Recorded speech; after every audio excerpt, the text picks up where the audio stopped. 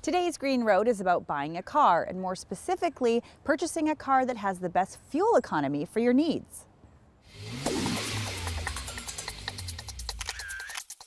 Shoppers rely on the fuel ratings provided by Natural Resources Canada.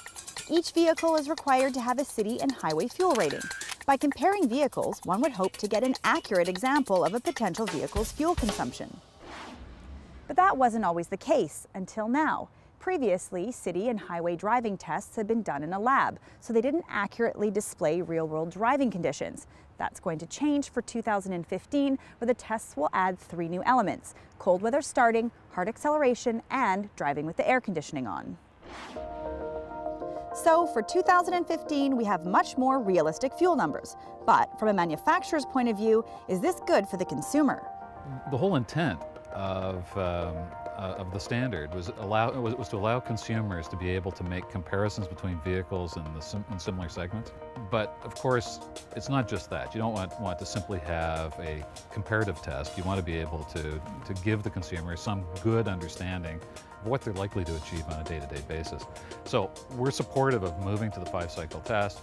There's still more work that can be done to bring it in line with real-world conditions, and particularly in Canada, where we have extreme cold temperatures, snow driving conditions, a number of other things that affect overall performance of the vehicle.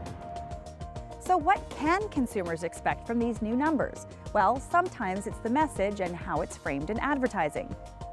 Well, I think there are 2 pieces to the puzzle. One is making sure that, in fact, the car tests appropriately and gives you achievable results. And for the most part, we've been pretty close. The second part of it, though, comes down to how you market the vehicle. And there's been a tendency in Canada over the last few years to go out and do things like advertise highway fuel economy. That's not something that we do.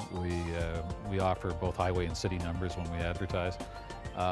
Unfortunately, if you live in Montreal, Toronto, or Vancouver, typically your commuting distances are longer than they are in the US. They're at lower speeds, so you never really hit those highway numbers. And the result of marketing that's focused on highway numbers is that it tends to exaggerate the performance, and I think it ends up leaving the consumer dissatisfied.